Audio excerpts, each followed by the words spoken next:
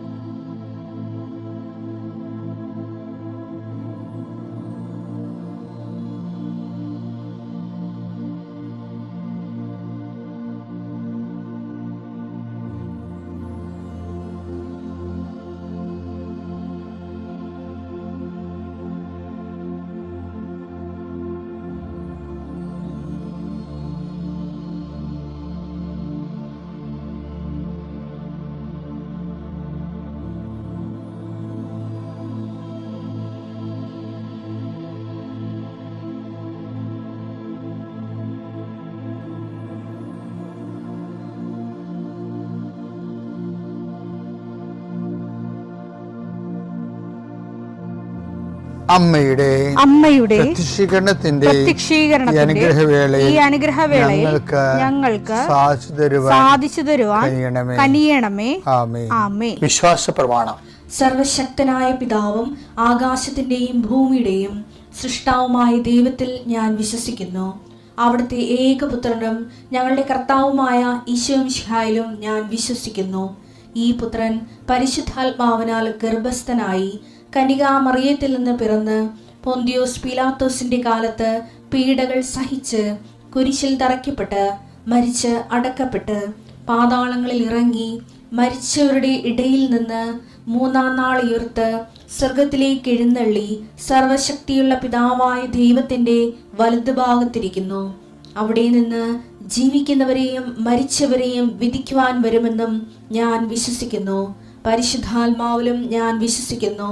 വിശുദ്ധ കത്തോലിക്കാ സഭയിലും പുണ്യവാന്മാരുടെ ഐക്യത്തിലും പാപങ്ങളുടെ മോചനത്തിലും ശരീരത്തിന്റെ ഉയർപ്പിലും നിത്യമായ ജീവിതത്തിലും ഞാൻ വിശ്വസിക്കുന്നു. ആമേൻ. സുഖസ്ഥനായ ഞങ്ങളുടെ പിതാവേ, അങ്ങയുടെ നാമം പൂജിതമാകണമേ. അങ്ങയുടെ രാജ്യം വരണമേ. അങ്ങയുടെ തിരുമനസ് സ്വർഗത്തിലെ പോലെ ഭൂമിയിലുമാകണമേ. അന്നു വേണ്ടുന്ന ആഹാരം ഇന്ന് ഞങ്ങൾക്ക് തരണമേ. ഞങ്ങളോട് തെറ്റ് ചെയ്യുന്നവരോട് ഞങ്ങൾ ക്ഷമിക്കുന്നത് പോലെ ഞങ്ങളുടെ തെറ്റുകൾ ഞങ്ങളോടും ക്ഷമിക്കണമേ. ഞങ്ങളെ പ്രലോഭനത്തിൽ ഉൾപ്പെടുത്തരുതേ, തിന്മയിൽ ഞങ്ങൾ രക്ഷിക്കണമേ. ആമേൻ. നന്മ നിറഞ്ഞ മറിയമേ, സ്വസ്തി. കർത്താവ് അങ്ങയുടെ കൂടെ സ്ത്രീകളിൽ അങ്ങ് അനുഗ്രഹിക്കപ്പെട്ടവളാകുന്നു. അങ്ങയുടെ ഉദരത്തിൻ ഫലമായി ഈശോ അനുഗ്രഹിക്കപ്പെട്ടവനാകുന്നു. പരിശുദ്ധ മറിയമേ, തമ്പുരാന്റെ അമ്മേ, പാപികളായ ഞങ്ങൾക്ക് വേണ്ടി ഇപ്പോഴും ഞങ്ങളുടെ മരണസമയത്തും തമ്പുരാനോട് അപേക്ഷിക്കണമേ. ആമേൻ. കർത്താവേ, നിന്റെ ഉന്നതമായ നാമത്തിന് സ്തോത്രം ചെയ്യുന്നു. കർത്താവേ, നിന്റെ വിശുദ്ധ പൗരോഹിത്യത്തെ മഹത്വപ്പെടുത്തണം. കർത്താവെ, സഭയിലുള്ള സാന്നിധ്യം പ്രകടമാക്കണം. 40 വർഷം അർപ്പിച്ച കൃപാന്റെ യുഗതിയായി കൃപാസ്ഥാനത്താരെ ജീവനോടെ പ്രത്യക്ഷപ്പെട്ട പരിശുദ്ധ അമ്മയുടെ മാധ്യസ്ഥത്തിലെ കർത്താവെ, ഈ ദിവസം വെളുപ്പാങ്കാലത്ത് എഴുന്നേറ്റിരുന്നത് കൂടുന്നവരുണ്ട്. സമയം രാവിലെ ഇപ്പോൾ കിട്ടാത്ത കാരണം പിന്നീട് കൂടുന്ന മക്കളുമുണ്ട്. ആരായാലും ശരി കർത്താവെ, അവരെ നീ ആശീർവദിക്കണം. ഇന്നത്തെ ദിവസം അവരുടെ അശ്രദ്ധ കൊണ്ടായിരിക്കും ചിലപ്പോൾ സമയത്ത് അവരത് ഓർത്ത് കാണത്തില്ലായിരിക്കും. പക്ഷെ അകപ്പെട്ടു പോയി. അങ്ങനെയുള്ളവരെ കർത്താവ് ശിക്ഷിക്കരുത്. മനുഷ്യൻ്റെ അകപ്പെട്ടു പോയ ഇടങ്ങൾ തോറ്റ് പരീക്ഷയുടെ പാതാളത്തിൽ പോയ ആൾക്കാരുണ്ട്. ഇൻ്റർവ്യൂവിന് തോറ്റ് വിസ പ്രോസസ്സിങ്ങിൽ പെട്ടുപോയവരുണ്ട്. അതിൻ്റെ ഒരു പാതാളം നിങ്ങളുടെ മുമ്പിലുണ്ട്. ഓരോ ബിസിനസ്സുകൾ, ഓരോ കച്ചവടങ്ങൾ നഷ്ടം വന്ന് നഷ്ടത്തിൻ്റെ പാതാളത്തിൽ പോയ ആൾക്കാരുണ്ട്. ഈശോയെ, രോഗങ്ങൾക്ക് മരുന്ന് കഴിച്ച് ഓപ്പറേഷനുമായി, ഓപ്പറേഷൻ ഡോക്ടർ തന്നെ പറയുന്നു ഓപ്പറേഷൻ ചെയ്താലും ശരിയാകുമെന്ന് അറിയത്തില്ലെന്ന് പറയുമ്പോൾ രോഗത്തിൻ്റെ പാതാളത്തിൽ അകപ്പെട്ടവരുണ്ട്. പക്ഷേ ഓരോ രാജ്യങ്ങളിൽ മെഡിസിനൊക്കെ എടുത്തിട്ട് തിരിച്ചു വന്നിട്ട് ഇന്ത്യൻ പരീക്ഷ എഴുതിയിട്ട് തോറ്റുപോയവരുണ്ട്. അവർക്ക് ആത്മവിശ്വാസം നഷ്ടപ്പെട്ടു പോയവരുണ്ട്. വിവിധ രാജ്യങ്ങളിൽ കർത്താവെ ഓരോരോ പരീക്ഷകൾ, അതുപോലെ തന്നെ ഓരോ തരത്തിലുള്ള തീസിസ് വർക്കുകൾ, PhD തീസിസ് വർക്കുകൾ, ചില പാതാളങ്ങളിൽ ചെന്ന് അകപ്പെട്ടവരുണ്ട്. ഈശോയെ, ചില ഗുരുക്കന്മാർ, ഗൈഡുമാർ ശിക്ഷിക്കുന്നവരുണ്ട്. മാനസികമായ പലതരത്തിലുള്ള സാഡിസ്റ്റുകളായിട്ടുള്ളവരുണ്ട്. ഈശോയെ, അങ്ങനെയുള്ള പാതാളങ്ങളിൽ ചെന്ന് അകപ്പെട്ടവരുണ്ട്. ഈശോയെ, ഇതുപോലെ ഓരോ വിഷയങ്ങളും മനുഷ്യൻ അനുഭവിക്കുന്ന സാമ്പത്തിക ചില കടങ്ങൾ, ചിലയിടത്ത് കൊണ്ടുപോയി പണയം വെച്ചിട്ട് അവസാനം നമ്മുടെ കിഡ്നി വരെ വിറ്റാലും തീരാത്ത അവസ്ഥയിൽ പുതിയ പലിശക്കടങ്ങൾ വന്ന് പാതാളത്തിൽ അകപ്പെട്ടവരുണ്ട്. ഈശോയെ, അടക്കപ്പെട്ട പ്രതീക്ഷകളെ കർത്താവ് നിൻ്റെ പ്രകാശത്താൽ പുതിയ പ്രത്യാശ നൽകിക്കൊണ്ട് യേശു ക്രിസ്തുവിൻ്റെ നാമത്തിൽ എന്തെല്ലാം വിഷയത്തെ ദൈവവേദനെ നീ ഇന്ന് വേദനിക്കുന്നുണ്ടോ അതെല്ലാം കർത്താവിൻ്റെ നാമത്തിൽ നീങ്ങിപ്പോകട്ടെ. ഈശോ നാമത്തിൽ കൽപ്പിക്കുന്നു. നിത്യം പിതാവും പുത്രനും പരിശുദ്ധാത്മാവുമായ സർവ്വേശ്വര എന്നേക്കും ആമേൻ. എൻ്റെ പ്രിയപ്പെട്ടവരെ, പിന്നെ നമ്മുടെ ജീവിതത്തിലെ ചില സമയത്തുണ്ടല്ലോ നോ ഐഡിയ. കഴിഞ്ഞ ദിവസം ഒരു വ്യക്തി എന്നോട് ചോദിച്ചേ, അച്ഛാ ഞാൻ നേഴ്സിങ്ങിന് പോകണ അതാ CAക്ക് പോകണ എന്ന് ചോദിച്ചു. രണ്ടിൻ്റെ പരീക്ഷ എഴുതി മടുത്തെന്ന് പറയാം. I know idea. അപ്പോൾ അവർക്ക് ഞാനൊരു മെസ്സേജ് എടുത്ത് കൊടുത്ത്, പക്ഷെ മെസ്സേജിൻ്റെ അകത്ത് ബ്ലോക്ക്, ഒരേ പോസിറ്റീവ് നെഗറ്റീവ് ഒരുമിച്ച് കയറി വന്നപ്പോൾ ബ്ലോക്കായി. അപ്പോൾ ഞാൻ ചോദിച്ചു, നീ ഉടമ്പടി ഉഴപ്പിയല്ലേ ചോദിച്ചത്. ഉടമ്പടി ഉഴപ്പി. അപ്പോൾ ചിലർക്കൊക്കെ എന്നാ ധൈര്യമാണെന്ന് അറിയാമല്ലോ, ഉടമ്പടി ഉഴപ്പിട്ട് അടുത്താരെ കയറി വന്നേക്കും, ആ ഒരു മെസ്സേജും ചോദിക്കും. അപ്പോൾ ഇതിൻ്റെ കണ്ണീരും കടത്തിലും കണ്ടപ്പോഴാണ് ഞാൻ മെസ്സേജ് എടുത്തത്. പക്ഷേ മെസ്സേജ് ബ്ലോക്ക് ചെയ്തപ്പോൾ ഞാൻ പറഞ്ഞു ഉടമ്പടി ഉഴപ്പാണ് എന്ന് പറഞ്ഞു. എന്നുവെച്ചാൽ ഉടമ്പടി ഉഴപ്പൊന്നുമില്ല, ഉടമ്പടിയിലല്ല അവർ നേരത്തെ എടുത്തിട്ടുണ്ട്, ഇപ്പോൾ എന്തോ പുതുക്കിയിട്ട് ഇപ്പോൾ കയറിയിരിക്കണമെന്ന് തോന്നുന്നു. ഉടമ്പടിയായിട്ടൊന്നും ചെയ്യരുത് കേട്ടാ, അത് ദൈവമായിട്ട് ചെയ്തിരിക്കുന്ന കാര്യങ്ങളാണ്. നിങ്ങൾക്ക് പുഴം കളിക്കാനുള്ളതല്ലത്, അതെല്ലാം കറക്റ്റ് റീഡിങ്സ് ഉള്ളതാണ്. ഒരു വിഷയത്തിലേക്ക് വരുമ്പോഴായിരിക്കും അത് എന്താ സംഭവിച്ചതെന്ന് പറയത്തുള്ളൂ. എന്താ ഞാൻ ഇപ്പോൾ ഇങ്ങനെ പറയാൻ കാര്യം അറിയാമോ, ഈ മേരി മേഡൻ്റെ ഭാഗം നമ്മൾ ഇന്നലെ വായിച്ചില്ലേ, അതിനകത്ത് ഏറ്റവും ടോപ്പ് സംഭവം നമ്മൾ അതിൻ്റെ ഒരു മെസ്സേജ് കൂടി അതിൻ്റെ അകത്തുണ്ട്. ഇല്ലേ, ഇവർ തോട്ടക്കാരോട് പറയുന്നൊരു വാക്കുണ്ട്, എവിടെയാണ് വെച്ചിരിക്കണമെന്ന് എനിക്കറിയത്തില്ലെന്ന്. എൻ്റെ കർത്താവിന് അവരെടുത്തുകൊണ്ട് പോയി എവിടെയാണ് വെച്ചിരിക്കണമെന്ന് എനിക്കറിയത്തില്ല. യോഹന്നാൻ 20:13. 20:13 അവർ അവളോട് ചോദിച്ചു, സ്ത്രീയെ എന്തിനാണ് ചോദിക്കണേ, നീ എന്തിനാണ് കരയണത്? അവൾ പറഞ്ഞു, എന്റെ കർത്താവിനെ അവർ എടുത്തുകൊണ്ടുപോയി. അവർ അവനെ എവിടെയാണ് വെച്ചിരിക്കുന്നത് എന്ന് എനിക്കറിഞ്ഞുകൂടാ. അപ്പൊ നിങ്ങളോർക്ക് ഇങ്ങനെ മാലാഖ ചിറകും വെച്ച് അവിടെ ഇരിക്കണമെന്ന് അങ്ങനൊന്നും അല്ല. അപ്പം ഞാൻ പരിശുദ്ധ അമ്മയെ കണ്ടില്ലേ. അപ്പോൾ ഈ മേഖല എന്ന് പറയുന്നത് ഭയങ്കര വിചിത്രമായൊരു മേഖലയാണ്. നമുക്ക് ഈ മേഖലയെക്കുറിച്ച് വലുതായിട്ടൊന്നും അറിയത്തില്ലെന്നേ ഉള്ളൂ. എന്നിട്ട് നമുക്കറിയാവുന്ന പൊട്ടത്തരങ്ങൾ വലിയ ആഘോഷമായിട്ട് യുക്തിവാദം പോലെ പറയണതേ ഉള്ളൂ, ഒരു കഥയില്ല. അതായത് ഈ സംഭവങ്ങളൊക്കെ അവളുടെ മനസ്സിൽ ആ സമയത്ത് വന്നിട്ടുള്ളതാണ്. ഇതെല്ലാം അവളുടെ കമ്മ്യൂണിക്കേഷൻ, എന്തുമാത്രം ആൾക്കാർ ദൈവത്തോട് സംസാരിക്കണം. ഒന്നെങ്കിൽ യോഹന്നാൻ ഇവളുടെ ഈ ദൈവത്തോടുള്ള അന്തർഗതങ്ങളെ ഫിഗറൈസ് ചെയ്തിരിക്കണം, അല്ലെങ്കിൽ ഈ സംഭവം കറക്റ്റായിട്ട് ആക്ച്വലായിട്ട് ഇവിടെ കണ്ടിട്ട് വിഷയമാണ്. ഇവിടെ ഈ ഉടമ്പടിയിലൂടെ എന്തുമാത്രം മനുഷ്യരാണ് അമ്മ മാതാവ് സംസാരിക്കുകയും സഞ്ചാരി മാതാവിൻ്റെ സാന്നിധ്യം അനുഭവിക്കുകയും ചെയ്യണത്. അപ്പോൾ ഒരു ലെവല് കഴിഞ്ഞാൽ, ദൈവസംഘത്തിന് ഒരു ലെവല് കഴിഞ്ഞാൽ ദൈവത്തിന് തോന്നും ഈ വ്യക്തിയുമായിട്ട് കമ്മ്യൂണിക്കബിളാണ് തിന്നേൽ ഇവൾ പിന്തിരിഞ്ഞ് പോകത്തില്ല എന്നൊക്കെ ദൈവത്തിനൊരു സെക്യൂരിറ്റി കിട്ടിക്കഴിഞ്ഞാൽ ദൈവം നമ്മോട് സംസാരിക്കുന്നതിന് ഒന്നും ഒരു കാര്യമില്ല, ഒരു തടസ്സമില്ല. ഇപ്പം എന്താ ഇങ്ങനെ പറഞ്ഞത്, ഇവള് പറയണത് എനിക്കൊരു ഐഡിയ ഇല്ലെന്നാണ് പറയണത്. അവർ അവനെ എവിടെയാണ് വെച്ചിരിക്കുന്നത് എന്ന് എനിക്കറിഞ്ഞുകൂടാ. അപ്പോൾ ഇത് വായിച്ചപ്പോൾ പരിശുദ്ധാത്മ പറയണതേ നോ ഐഡിയ ഉണ്ടാ, നോ ഐഡിയ. ചില സമയത്ത് നമ്മുടെ ജീവിതത്തിൽ വരും നോ ഐഡിയ. എന്ത് ചെയ്യണം? ആദ്യം കല്യാണം കഴിച്ചിട്ട് കാനഡയിൽ പോണ, കാനഡയിൽ ചെന്ന് കല്യാണം കഴിക്കണ, അത് ഇവിടുന്ന് കല്യാണം കഴിക്കണം, അവിടുന്ന് കല്യാണം കഴിക്കണ, ആ കൊച്ചിന് കനേഡിയൻ പൗരത്വം വേണം, ഇന്ത്യൻ പൗരത്വം വേണം. അത് നമ്മൾ കനേഡയിലൂടെ താമസിക്കാൻ ഉദ്ദേശിച്ചില്ലെങ്കിൽ കുഞ്ഞിനെ കൊണ്ട് സ്വിറ്റ്സർലൻഡ്, അയർലൻഡ്, വേറെ എവിടെയും സ്വിറ്റ്സർലൻഡിൽ പോകാൻ പറ്റുമോ? ഇങ്ങനെ ഒരു ഐഡിയ ഇല്ല സമയം നമ്മുടെ ജീവിതത്തിൽ ഒരു ഐഡിയ. അപ്പോൾ അവൾക്ക് ധൈര്യമായിട്ടുള്ള മാത്രമല്ല, നമ്മൾക്കും എന്ത് കച്ചവടം ചെയ്യണം, ആ ചെയ്താൽ വിജയിക്കുമോ, നഷ്ടം വരുമോ, ഇയാളുമായിട്ട് നമുക്ക് കച്ചവടം ചെയ്യണോ, ഒരു ഐഡിയ ഇല്ല. അപ്പോൾ ഐഡിയ ഇല്ലുമ്പോൾ എന്താ പറയുക? ഐഡിയ ഇല്ലെങ്കിൽ, ഒരു ഐഡിയ എന്ന ജീവിതത്തിലേക്കുള്ള ഇല്ലെങ്കിൽ എന്താ ചെയ്യണമെന്നറിയാമോ? അടുത്തൊരു സ്റ്റെപ്പ് മേരി മാഗ്ഡലിൻ പറയുന്ന ഒരു പ്രൊവിഷനുണ്ട്, മാഗ്ഡലിൻ പ്രൊവിഷൻ എന്ന് ഞാൻ പറയാൻ ആഗ്രഹിക്കുകയാണ്. എന്താണെന്നറിയാമോ? എൻ്റെ കർത്താവിനെ അവർ എടുത്തുകൊണ്ട് പോയി എവിടെയാണോ വെച്ചാൽ എനിക്കറിയത്തില്ല. പിന്നെന്താ പറയണത്? എവിടെയാണെന്ന് എന്നോട് പറഞ്ഞാൽ ഞാൻ വന്ന് എടുത്തുകൊണ്ട് പോകാം. അതാണ് സംഭവം. ഹെവി ഡ്യൂട്ടി, ഒരു ഹെവി ഡ്യൂട്ടി ആയിട്ടുള്ള പ്രേക്ഷിത പ്രവർത്തനം ഏറ്റെടുക്കണം അവൾ. ഇവൾ സിംഗിൾ പേഴ്സണായിട്ട് ചെന്നിട്ട് കർത്താവിൻ്റെ ഡെഡ് ബോഡി എടുത്തുകൊണ്ട് പോകുന്നുള്ളതെന്നാണ് പറയണത്. അതിന് ദുർഗന്ധം ഉണ്ടാകും, ചേർത്തതായിരിക്കും, എടുത്താൽ പൊങ്ങത്തില്ല, അതൊന്നും അല്ല പ്രശ്നം. അവളുടെ ഇച്ഛാശക്തിയാണ്. അത് എടുക്കാനുള്ളൊരു മാനസിക താല്പര്യം കാണിക്കുമ്പോൾ പെട്ടെന്ന് ഈശോ വിളിക്കും, മറിയാം. ഞെട്ടിപ്പോ അവൾ റബ്ബൂനി എന്ന് വിളിക്കും. കാര്യം എന്താണ്? ഈ മറിയോ എന്നുള്ള വിളി എങ്ങനെ വന്നാണെന്നറിയാവോ? എങ്ങനെ വന്നാണ്?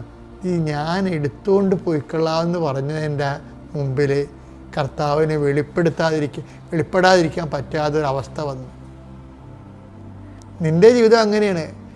നിനക്ക് വഴിമുട്ടിപ്പോയ ഒരു ഐഡിയ ഇല്ലെങ്കിലുണ്ടല്ല, ഒരു ഹെവി ഡ്യൂട്ടി എങ്ങോട്ട് എടുത്തേക്കണം കർത്താവിന് വേണ്ടി.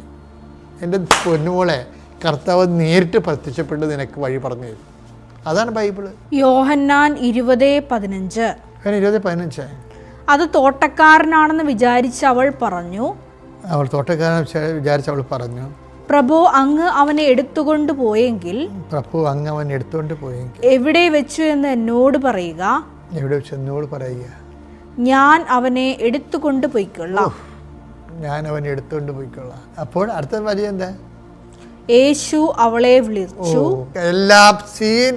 എല്ലാം അറിയാൻ ഇനി പറയാൻ ഈശോ അവളെ അനുവദിക്കത്തില്ല. യേശു അവളെ പൊത്തണ പോലെ വിളിച്ചു, മറിയാം. വിളിയൊരു വല്ലാത്ത വിളിയായിപ്പോയി, മറിയാം. നമ്മൾ പറഞ്ഞത് ഈ നാടകക്കാർ വിളിക്കുന്ന പോലെയല്ല, അത് ആ സ്നേഹത്തിൻ്റെ ആഴങ്ങളെല്ലാം അറിഞ്ഞുകൊണ്ട് വിളിക്കുന്നുണ്ട്, മറിയാം, റബ്ബൂനി എന്ന് വിളിക്കും. അത് എന്നാ രസമാണെന്ന് ആ ഭാഗം എന്ന് വെച്ചത്. അതായത് അവർക്ക് എന്താ കാര്യത്തിൽ നമ്മുടെ ഇന്നത്തെ കന്യാസം കണ്ടില്ലേ, 2 തിമോത്തി 1:8, നിൻ്റെ കർത്താവിന് സാക്ഷ്യം നൽകുന്നത് ലജ്ജിക്കരുത്. അവർക്ക് ലജ്ജയില്ലാതെ ഈ ബോഡി എടുത്തുകൊണ്ട് പോകാമെന്ന് അവൾ പറഞ്ഞില്ലേ. അതാണ് ദൈവം മറുപടി തന്നത്. വായിച്ചത് 2 തിമോത്തിയോസ് 1:8. നമ്മുടെ കർത്താവിന് സാക്ഷ്യം നൽകുന്നതിൽ നീ ലജ്ജിക്കരുത്. കൃപാസന മാതാവിൻ്റെ പ്രത്യക്ഷത്തിന് സാക്ഷിയാക്കിയതിൽ അമ്മ മാതാവിനും ഈശോനോടും 1000 നന്ദി പറയുന്നു. എൻ്റെ പേര് സാവൻ, ഇതെൻ്റെ അമ്മ ലിനി. ഞങ്ങൾ കണ്ണൂർ പൂപ്പറമ്പ് സെയിൻറ്റ് ഫുസ്കോ ഇടവാങ്ങളാണ്. ഞാൻ +2 പഠിച്ചുകൊണ്ടിരിക്കുമ്പോഴാണ് ആദ്യമായിട്ട് ഞാൻ ജർമ്മനിയെ കുറിച്ച് അറിയുന്നത്. അപ്പം ഞാൻ അതിനെക്കുറിച്ച് കുറേ ഡീറ്റെയിൽസ് നോക്കിയപ്പം എനിക്ക് നല്ലതാണെന്ന് തോന്നി. കാരണം ട്യൂഷൻ ഫീസ് ഇല്ല, മാത്രമല്ല നമുക്ക് സ്റ്റൈഫൻഡ് കിട്ടും, അതുകൊണ്ട് നല്ലതാണെന്ന് എനിക്ക് തോന്നി. പക്ഷേ ആകെ ഒരു പ്രോബ്ലമായിട്ട് എനിക്ക് വന്നത് അവിടെ എനിക്ക് ലാംഗ്വേജ് മാത്രം ആകെ ഒരു പ്രോബ്ലമായിട്ട് വന്നേ. അപ്പം അമ്മ 2022 തൊട്ട് ഉടമ്പടി എടുത്തൊരു വ്യക്തിയാണ്. അപ്പം ഞാനും ആ സമയത്ത് തൊട്ട് രാവിലെയും വൈകുന്നേരവും പ്രത്യക്ഷണത്തിന് പ്രാർത്ഥന ചെല്ലാറുണ്ട്. ഞാൻ അതുമാത്രമല്ല അമ്മയുടെ ധ്യാനം കേൾക്കാറുണ്ട്. അങ്ങനെ സാക്ഷ്യങ്ങളൊക്കെ കേൾക്കുന്നൊരു വ്യക്തിയാണ്. അപ്പം ഞാൻ അമ്മയോട് ചോദിച്ചു, അമ്മ എന്താ ചെയ്യേണ്ടത്, എനിക്കറിയത്തില്ല, എനിക്ക് നല്ല ടെൻഷനുണ്ട്, ജർമ്മൻ നോക്കിയാലോ അതോ IELTS എഴുതി അങ്ങനെ നോക്കണമെന്ന് ഡൗട്ടുണ്ടായിരുന്നു. അപ്പം അമ്മ ബൈബിൾ വായിച്ചുകൊണ്ടിരിക്കുകയായിരുന്നു. അമ്മ ബൈബിൾ വായിച്ചിട്ട് എന്നോട് പറഞ്ഞു, കുഴപ്പമില്ല, മാതാവ് എന്നോട് പറഞ്ഞു ധൈര്യമായിട്ട് അത് എടുത്തോളാൻ. അങ്ങനെ ഞാൻ ജർമ്മൻ തന്നെ ചൂസ് ചെയ്തു. അങ്ങനെ ഞാനൊരു കസിനും ഉണ്ടായിരുന്നു. അപ്പം ഞങ്ങൾ രണ്ടും കൂടെ ജർമ്മൻ പഠിക്കാൻ പോയി. A1 കുഴപ്പമില്ലാണ്ട് തന്നെ പോയി, A2 കുഴപ്പമില്ലായിരുന്നു. B1 എത്തിയപ്പോൾ എനിക്ക് ഭയങ്കര, ആ സമയത്തൊക്കെ ഞാൻ പ്രാർത്ഥിക്കുന്നുണ്ട്, കൃപാസന മാതാവിനോട് ശക്തമായിട്ട് പ്രാർത്ഥിക്കുന്നുണ്ട്. പക്ഷേ എന്നാലും B1 എത്തിയപ്പോൾ എനിക്ക് ഭയങ്കര ടെൻഷൻ വന്നു. അപ്പം ഞാൻ വീട്ടിൽ ചോദിച്ചു, എന്നാൽ ഞാൻ ഉടമ്പടി എടുക്കട്ടെ എന്ന് ചോദിച്ചു. അപ്പം പപ്പ പറഞ്ഞു, എടാ റിസ്ക് ആണ്, എന്ന് വെച്ചാൽ സൂക്ഷിക്കണം, ഉടമ്പടി നീ എടുക്കുന്നുണ്ടെങ്കിൽ അത് പ്രോപ്പറായിട്ട് നിനക്കത് പാലിക്കാൻ പറ്റണമെന്ന് പറഞ്ഞു. അപ്പം ഞാൻ കുഴപ്പമില്ല, എനിക്ക് എന്തായാലും പറ്റുമെന്ന് വിശ്വസിച്ച് തന്നെ ഞാൻ ഇവിടെ വന്ന് ഉടമ്പടി എടുത്തു. പക്ഷേ എൻ്റെ മനസ്സിൽ ഞാൻ വിചാരിച്ചുകൊണ്ടിരുന്നത് ഉടമ്പടി എടുക്കുന്നു, ജയിക്കുന്നു, പോകുന്നു, എല്ലാം വളരെ പെട്ടെന്നായിരിക്കും എന്ന് വിചാരിച്ചുകൊണ്ടിരുന്നത്. അപ്പം ഞാൻ ശരിക്കും എക്സാം ജയിക്കാൻ വേണ്ടി ആ സമയത്ത് എൻ്റെ വിവരമില്ലായ്മ കൊണ്ടായിരിക്കും. അപ്പം ഞാൻ വിചാരിച്ചു എക്സാം ജയിക്കാൻ വേണ്ടി മാത്രമാണ് ഞാൻ ഉടമ്പടി എടുത്തത്. B1 എക്സാം ജയിക്കണം, B2 ജയിക്കണം, അങ്ങനെ കയറി പോകണമെന്ന് വിചാരിച്ച് മാത്രം ഉടമ്പടി എടുത്തെല്ലാം പെട്ടെന്ന് തീരുമെന്നായിരുന്നു എൻ്റെ മനസ്സിരിപ്പ്.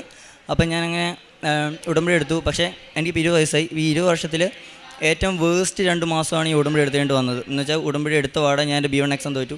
എനിക്ക് തോന്നുന്നത് ആ ഇൻസ്റ്റിറ്റ്യൂട്ടിൽ ഇത്രയും റീ എക്സാം എഴുതി വേറെ സ്റ്റുഡൻറ്റ് ഇല്ലെന്നാണ്. ഞാൻ 8 പ്രാവശ്യം റീ എക്സാം എഴുതി, B1 തന്നെ, B2 അല്ല B1 തന്നെ. പക്ഷേ എനിക്കത് അച്ചീവ് ചെയ്യാൻ പറ്റിയില്ല. ഞാൻ റൈറ്റിംഗ് എനിക്ക് പിന്നെയും കിട്ടുന്നില്ല, സ്പീക്കിംഗ് കിട്ടുന്നുണ്ട്, പക്ഷേ എനിക്ക് റൈറ്റിംഗ് ഒട്ടും കിട്ടുന്നില്ല. എത്ര നോക്കിയിട്ടും റൈറ്റിംഗ് എനിക്ക് ഒട്ടും കിട്ടുന്നില്ല. അങ്ങനെ ഞാൻ B1 ഒന്നും കൂടി ഇരുന്നു. എൻ്റെ കൂടെ പഠിച്ച എല്ലാവരും B2ലേക്ക് പോയി. അങ്ങനെ ഒന്ന് ഞാൻ എക്സാം ഫെയിലായി. അതുമാത്രമല്ല അത്ര നാൾ ഞാൻ എൻ്റെ കൂട്ടുകാരെ പോലെ, എൻ്റെ സ്വന്തം ബ്രദേഴ്സിനെ പോലെ കൊണ്ടുവരുന്ന കൂട്ടുകാരന്മാർ ആ സമയം അവർ B2ലേക്ക് എത്തിയപ്പം അവർ പിന്നെ അവരുടെ ആവശ്യങ്ങൾക്ക് വേണ്ടി മാത്രം എന്നെ വിളിച്ചത്. അവർക്ക് പൈസയ്ക്കോ അല്ലെങ്കിൽ അവരുടെ ആവശ്യങ്ങൾക്ക് വേണ്ടി മാത്രം എന്നെ വിളിച്ചത്. അപ്പോൾ എനിക്ക് എല്ലാം കൊണ്ടും ഭയങ്കര സങ്കടമായി. എനിക്ക് ഒട്ടും ഹാൻഡിൽ ചെയ്യാൻ പറ്റാതെ ഞാൻ അപ്പോൾ രാത്രി തന്നെ ഇരുന്ന്, ഞാൻ വീട്ടിൽ ആരോടും പറഞ്ഞില്ല ഇതൊന്നും. അപ്പോൾ ഞാൻ തന്നെ ഇരുന്ന് രാത്രി കരയൊക്കെ ചെയ്യായിരുന്നു. എനിക്ക് ഒട്ടും പറ്റാണ്ടായി. പക്ഷേ ആ സമയത്ത് കുറേ പൊട്ട ഡിസിഷൻസ് എടുത്താലും ഞാൻ അമ്മമാതാവിനെ മാത്രം കൈവിട്ടില്ല.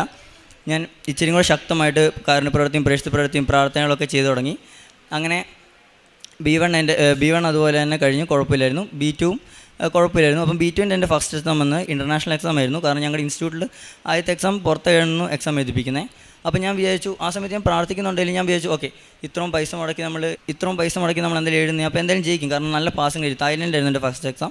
അപ്പം നല്ല പാസിംഗ് റേറ്റ് ഉണ്ട്. അപ്പോൾ എന്തായാലും ജയിക്കും എന്നൊരു മെൻറ്റാലിറ്റി ആയിരുന്നു എനിക്ക്. പക്ഷേ എൻ്റെ റിസൾട്ട് വന്നപ്പോൾ എനിക്ക് ഒറ്റ മൊഡ്യൂളേ കിട്ടുള്ളൂ. 4 മൊഡ്യൂളാകെ 1 മൊഡ്യൂളേ കിട്ടിയുള്ളൂ. അപ്പോൾ എനിക്ക് പിന്നെയും ഞാൻ തകർന്നു, എനിക്ക് ഒട്ടും പറ്റാണ്ടായി. അപ്പം അങ്ങനെ ഇരിക്കുമ്പോൾ എൻ്റെ ചേച്ചിയൊക്കെ ഒരുപാട് എന്നെ ആശ്വസിപ്പിച്ചു. വീട്ടുകാരും പറഞ്ഞു കുഴപ്പമില്ല, ഒരു എക്സാം ആയി, നമുക്ക് അടുത്ത് എഴുതാമല്ലോ എന്ന് പറഞ്ഞിരുന്നു. അപ്പോൾ അങ്ങനെ ഞാൻ അടുത്ത എക്സാംസ് കുറേ എഴുതി നോക്കി. പക്ഷേ എനിക്കെല്ലാം 1-2 മാർക്കിലൊക്കെ പോയി, എനിക്കൊട്ടും കിട്ടുന്നില്ല. അപ്പം എനിക്ക് ഭയങ്കര ഒരു പ്രോബ്ലം ഉണ്ട്. എൻ്റെ കുഴപ്പമായിരിക്കും. അപ്പം ഞാൻ വിചാരിച്ചു ഈ +2 ഒക്കെ കഴിഞ്ഞിട്ട് 1-2 വർഷമായില്ലേ, 1 വർഷമായി. അപ്പം ഇനിയിപ്പം നാട്ടുകാരാണെങ്കിലും വീട്ടുകാരെല്ലാവരും പറയത്തില്ല എന്തോ ഒരു പരിപാടിയില്ല, ചുമ്മാ ഇരിക്കുകയാണെന്നൊക്കെ ചോദിക്കും. ഭയങ്കര പേടിയായിരുന്നു. ആ സമയത്ത് പപ്പ എന്നോട് പറഞ്ഞു, നീ ഒന്നെങ്കിൽ തിരിച്ച് പോകണം, തിരിച്ച് എറണാകുളത്ത് പോയിട്ട് പഠിച്ചോ കുഴപ്പമില്ല, അല്ലെങ്കിൽ നീ ഇവിടെ എവിടെയെങ്കിലും പഠിപ്പിക്കാൻ കാരണം എന്ന് പറഞ്ഞു. അപ്പം പപ്പനോട് ഇങ്ങനെ പഠിപ്പിക്കാൻ കാരണം എന്ന് പറഞ്ഞപ്പോൾ എനിക്ക് മനസ്സിൽ ഞാൻ ചിരിക്കുമായിരുന്നു. കാരണം ഒരു മൊഡ്യൂളൊന്നും വെച്ച് എവിടെയും പഠിപ്പിക്കാൻ കിട്ടത്തില്ല. എല്ലാവർക്കും ഒരു മൊഡ്യൂളൊന്നും വെച്ച് എവിടെയും പഠിപ്പിക്കാൻ കിട്ടത്തില്ല. അപ്പോൾ അങ്ങനെ ഓക്കെ പപ്പ പറഞ്ഞല്ലേ ചുമ്മാ ഇരിക്കുമല്ലേ എന്ന് വിചാരിച്ചിട്ട് ഞാനിങ്ങനെ ഗൂഗിൾ ഇൻസ്റ്റിറ്റ്യൂട്ടുകാരുടെയൊക്കെ നമ്പർ ഇട്ട് വിളിക്കാൻ തുടങ്ങി. രാവിലെ തൊട്ട് എല്ലാവരും വിളിക്കാൻ തുടങ്ങി, വേക്കൻസി ഉണ്ടോ എന്ന് ചോദിച്ച്. അങ്ങനെ ഒരു ഇൻസ്റ്റിറ്റ്യൂട്ട് ഞാൻ വിളിച്ചു, കണ്ണൂരാണ് ഒരു ഇൻസ്റ്റിറ്റ്യൂട്ടാണ്. അപ്പം ഇൻസ്റ്റിറ്റ്യൂട്ട് വിളിച്ചപ്പം അവർ പറഞ്ഞു ഓക്കെ ഇങ്ങനെ വേക്കൻസി ഉണ്ട്, ഇന്ന് ഉച്ചയ്ക്ക് ഇൻ്റർവ്യൂ ഓക്കെ ആണെന്ന് ചോദിച്ചു. ഞാൻ പറഞ്ഞു ഓക്കെ ഇൻ്റർവ്യൂ ഓക്കെയാണ്. എനിക്ക് ഭയങ്കര ടെൻഷൻ. എനിക്ക് ഇവിടെ വന്ന് ഞാൻ പറയുന്നതന്നെ എങ്ങനെയാണെന്ന് എനിക്കറിയത്തില്ല. അമ്മമാത അനുഗ്രഹിക്കുന്നത് മാത്രമാണ്. കാരണം എനിക്ക് ഭയങ്കര സ്റ്റേജ് ഫിയർ ഉള്ള ഒരാളാണ്. അപ്പം ഓക്കെ എനിക്ക് ഇൻ്റർവ്യൂവിൽ എനിക്ക് ഉറപ്പാണ് ക്യാമറ ഓണാക്കാൻ പറഞ്ഞാൽ ഞാൻ എന്തായാലും പറയത്തില്ല. എനിക്ക് അത്ര ടെൻഷനുള്ള ഒരാളാണ് ഞാൻ. അമ്മമാതിൻ്റെ കാശ്യപം പിടിച്ച് വിശ്വാസപ്രമാണം ചൊല്ലിക്കൊണ്ടായിരുന്നു ഞാൻ ഇരുന്ന് ഇൻ്റർവ്യൂവിന് അറ്റൻഡ് ചെയ്തത്. അപ്പം ഇൻ്റർവ്യൂവിൽ മാം എന്നോട് ക്യാമറ ഓണാക്കാൻ പറഞ്ഞില്ല. അതെനിക്ക് ഭയങ്കര ആശ്വാസമായിരുന്നു. അങ്ങനെ ഞാൻ ക്യാമറ ഓണാക്കിയില്ല, ഞാൻ ഇൻ്റർവ്യൂ ചെയ്തു. ഇൻ്റർവ്യൂ എങ്ങനെയാണെന്ന് വെച്ചാൽ എന്നോട് ഒരു ക്വസ്റ്റ്യൻ കംപ്ലീറ്റ് ചെയ്യാൻ സമ്മതിക്കുന്നില്ല. എന്നോട് ഇപ്പോൾ ഒരു ഇൻട്രഡക്ഷൻ ആണെങ്കിൽ ഇൻട്രഡക്ഷൻ തീർന്നു, അത് എൻ്റെ ഒരു ക്വസ്റ്റ്യൻ ചോദിച്ചു, അതിന് ആൻസർ ഞാൻ പറഞ്ഞുകൊണ്ടിരിക്കുമ്പോൾ തന്നെ അത് നിർത്തി അടുത്ത ക്വസ്റ്റ്യൻ ചോദിച്ചു. അങ്ങനെ 2-3 ക്വസ്റ്റ്യൻസ് അടുപ്പിച്ചടുപ്പിച്ച് ചോദിച്ചുകൊണ്ടിരിക്കും. എനിക്കത് കംപ്ലീറ്റ് ചെയ്യാൻ, എനിക്കത് ഫുള്ളായി ക്ലിയർ ആയിട്ട് പറഞ്ഞു കൊടുക്കാൻ സമ്മതിക്കുന്നില്ല. അപ്പം ഞാൻ ഉറപ്പിച്ചു എനിക്കതിലും കിട്ടത്തില്ല. ഇങ്ങനെ അവർ സമ്മതിക്കുന്നില്ലല്ലോ, അപ്പം അവർക്ക് വേണ്ടാന്ന് തോന്നിക്കാണും, അതുകൊണ്ടായിരിക്കും ഇങ്ങനെ കംപ്ലീറ്റ് ചെയ്യാൻ സമ്മതിക്കാത്തതെന്ന് ഞാൻ വിചാരിച്ചു. പക്ഷേ ഇൻ്റർവ്യൂ കഴിഞ്ഞ മാമനോട് പറഞ്ഞു കുഴപ്പമില്ല, സെലക്റ്റഡ് ആയിട്ടുണ്ടെന്ന് പറഞ്ഞു. അങ്ങനെ അന്ന് വൈകുന്നേരം തന്നെ എൻ്റെ ഫസ്റ്റ് ബാച്ച് എനിക്ക് പഠിപ്പിക്കാൻ കിട്ടി. എനിക്കറിയത്തില്ല ഇപ്പോഴും ഒരു മൊഡ്യൂൾ വെച്ചിട്ട് പഠിപ്പിക്കാൻ കിട്ടുമെന്ന് എനിക്ക് ചിന്തിക്കാൻ പോലും പറ്റുന്നില്ല. അമ്മമാതാവിൻ്റെ അനുഗ്രഹം കാരണം എനിക്ക് പഠിപ്പിക്കാൻ കിട്ടി. അങ്ങനെ ഞാൻ പഠിപ്പിക്കൽ സ്റ്റാർട്ട് ചെയ്തു. ആ സമയത്ത് എനിക്ക് അത്യാവശ്യം നല്ല സാലറി ഉള്ളതുകൊണ്ട് എനിക്ക് വീട്ടിലുള്ള നാട്ടിൽ എനിക്ക് തന്നെ ഒരു സെൽഫ് കോൺഫിഡൻസ് ഒക്കെ പറയുന്ന പോലെ എനിക്ക് തന്നെ ഭയങ്കര ഒരു അഭിമാനമായിരുന്നു. എൻ്റെ വീട്ടുകാർക്കാണെങ്കിലും നാട്ടുകാർക്കാണെങ്കിലും എല്ലാവരും എനിക്ക് ഭയങ്കര സന്തോഷമായിരുന്നു. എനിക്കൊരു കുഴപ്പമില്ലാണ്ട് വീട്ടിൽ പഠിപ്പിച്ച ഒരു കുഴപ്പമില്ലാണ്ട് തന്നെ ഇരിക്കുമായിരുന്നു. അങ്ങനെ ഇരിക്കുമ്പോൾ അമ്മ ഒരു ദിവസം എനിക്ക് ഫേസ്ബുക്കിൽ നിന്ന് ഒരു എറണാകുളത്തൊരു ഇൻസ്റ്റിറ്റ്യൂട്ട് ഉണ്ട് റോസി എന്ന് പറഞ്ഞാൽ, അവരുടെ ആഡ് അയച്ചിരുന്നത്. അപ്പം എനിക്ക് നേഴ്സിംഗ് എന്ന് പറഞ്ഞാൽ എനിക്ക് താല്പര്യം, അത് വീട്ടുകാർ പറഞ്ഞുകൊണ്ട് മാത്രം എടുത്തൊരു പ്രൊഫഷനാണ് നേഴ്സിംഗ്. അപ്പോൾ ഞാൻ മാധവനോട് ഇവരോടൊന്നും പറഞ്ഞില്ല, ഞാൻ മാധവനോട് പറയുന്നത് മാധവൻ എനിക്കിങ്ങനെ നേഴ്സിങ്ങിനോട് വലിയ താല്പര്യമില്ല, പക്ഷേ വേറെ ഓപ്ഷൻ ഇല്ല, നമുക്കത് തന്നെ നോക്കാം, അല്ലാണ്ട് നമുക്കൊന്നും ചെയ്യാൻ പറ്റത്തില്ലല്ലോ എന്ന് ഞാൻ പറഞ്ഞു. അങ്ങനെ ഇരിക്കുമ്പോൾ അമ്മ എനിക്ക് ഫേസ്ബുക്കിൽ നിന്ന് ആഡ് അയച്ചിരുന്നത്. അപ്പോൾ അതിൻ്റെ അകത്ത് ഫുഡ് ടെക്നോളജി 2-3 കോഴ്സുണ്ട്. അപ്പോൾ ഫുഡ് ടെക്നോളജി എന്ന കോഴ്സ് മാത്രം എനിക്ക് ഇച്ചിരി ക്ലിക്കായി. അപ്പോൾ ഞാൻ നോക്കിയപ്പം അതിനെക്കുറിച്ച് ജസ്റ്റ് അന്വേഷിച്ചു, നല്ല കോഴ്സാണെന്ന് മനസ്സിലായി.